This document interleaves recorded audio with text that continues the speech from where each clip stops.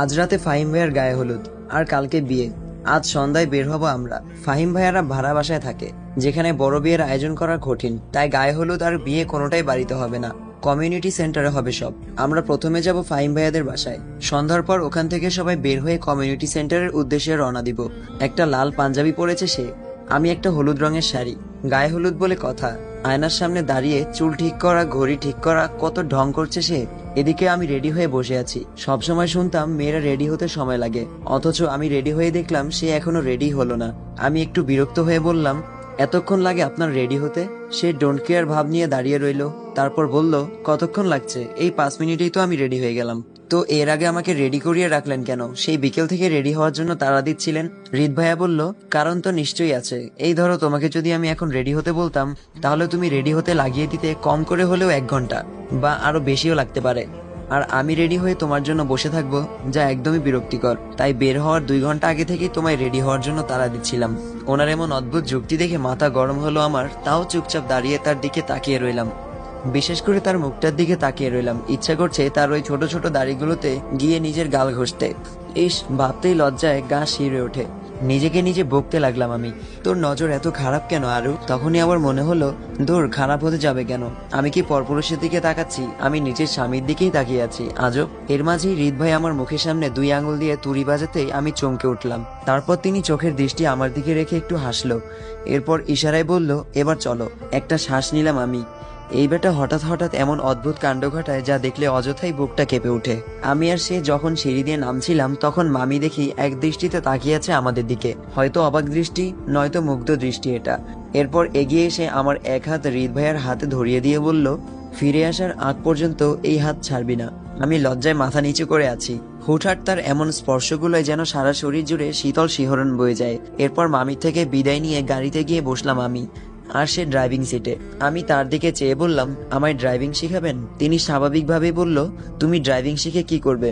এই ধরেন, আমরা কখনো এভাবে বের হলাম, তখন বেশিক্ষণ চালানোর পর আপনার শক্তি শেষ হয়ে গেলে আমি চালাবো। হৃদ ভাইয়া আমার দিকে তাকিয়ে বলল, এত অল্পতেই দম ফুরিয়ে যাওয়ার চান্স নেই। তার দৃষ্টির মুখোমুখি হতেই আমি চোখ সরিয়ে ফেললাম, চুপচাপ বাইরের দিকে তাকিয়ে রইলাম। ওদের বাড়ি এসে সবার সাথে চলে গেলাম কমিউনিটি সেন্টারে। ওদিক থেকে মেয়ে পক্ষ আসবে, একসাথেই হবে সব। ফাহিম ভাই আজ অনেক খুশি, ভালোবাসার মানুষকে আপন করে পাচ্ছে সারা জীবনের জন্য। ভাবতেই কেমন একটা অদ্ভুত ফিল হচ্ছে আমার। আমি ঠিক তার উল্টো, সারা জীবনের জন্য কাছে পাওয়ার পর তাকে ভালোবাসতে শুরু করেছি। আচ্ছা, আমি কি সত্যিই তাকে ভালোবাসতে শুরু করেছি, নাকি এটা মাত্রই একটা মোহ? বাড়ি ফিরে গেলে যখন ওর থেকে দূরে চলে যাব, তখন এই মোহ কেটে যাবে না তো? মনকে প্রশ্ন করলাম, প্রেম আর মোহের মাঝে পার্থক্য কি? মন উত্তর দিল, বাস্তবে যা প্রেম তা কোনো মোহ নয়। প্রেমের জন্ম করুণা থেকে হয়, আর মোহের জন্ম লোভ থেকে। প্রেম মুক্তি দেয়, আর মোহ আবদ্ধ করে। তাই প্রেম আত্মাধিক, যা আত্মার সাথে মিশে যায়, আর মোহ একটা ঘোর, যা একটু পর কেটে যায়। দূরত্বই বলে দিবে কে কাকে কতটুকু ভালোবাসে। এখানেও হৃদ ভাইয়ের সেই মেয়ে ফ্রেন্ডটাকে দেখে খুব রাগ হলো আমার। হৃদ ভাইয়ের সাথে দাঁড়িয়ে দাঁড়িয়ে কথা বলছে, তা মোটেও সহ্য হচ্ছে না আমার। গায়ে হলুদের পার্ট শুরু হবে 10টার পর। এখন কয়েকজন মেহেদি লাগাতে ব্যস্ত, আর কয়েকজন ছবি তুলতে। আর নীরব ভাইয়া সেই কখন থেকে একটা মেয়েকে ফলো করছে। হৃদ ভাইয়ার কাছে শুনলাম, এই নীরব ভাইয়া নাকি খুব ফাজিল, সারাক্ষণ মাথায় মেয়ে পটানোর চিন্তা ঘুরে। হঠাৎ ঠাস করে একটা চরের শব্দে আমি পেছনে তাকালাম, দেখি নীরব ভাইয়া গালে হাত দিয়ে দাঁড়িয়ে আছে, আর সামনে মেয়েটা। আমার বুঝতে বাকি রইল না কি হয়েছে। নিজের অজান্তেই হেসে দিলাম আমি। নীরব ভাই হুট করে আমার সামনে এসে দাঁড়িয়ে বলল, ভাবি, যা দেখেছেন প্লিজ কাউকে বলবেন না, বিশেষ করে হৃদকে তো বলবেনই না, কারণ এটা তারা শুনলে আমাকে নিয়ে সারাদিন মজা নেবে। আমি একটু হেসে বললাম, কিন্তু আমি তো কিছুই দেখিনি। নীরব ভাই বুকে হাত দিয়ে একটা নিঃশ্বাস নিয়ে সেখান থেকে চলে গেল। আমিও হাতে মেহেদি দিলাম। মেহেদির মাঝখানে হাতের তালুতে বড় করে লিখলাম আর, যা হৃদ ভাইয়ের নামকে বোঝায়। আমি হাত একটু শুকানোর পর ধুয়ে নিলাম। এরপর হৃদ ভাইয়ের সামনে গিয়ে ঘুরঘুর করতে লাগলাম। হাতটা বারবার ওর সামনে ধরতে লাগলাম, যাতে আমার হাতের দিকে তার চোখ পড়ে। কিন্তু বেটা তো কোনো পাত্তাই দিচ্ছে না। খুব রাগ হলো আমার। এবার নিজে গিয়েই তাকে বললাম, আমি হাতে মেহেদি দিয়েছি, আপনি কি দেখতে পাচ্ছেন না? উনি সোজাসুজি বলল, তো হাতে মেহেদি দিয়েছো, এটা দেখার কি আছে?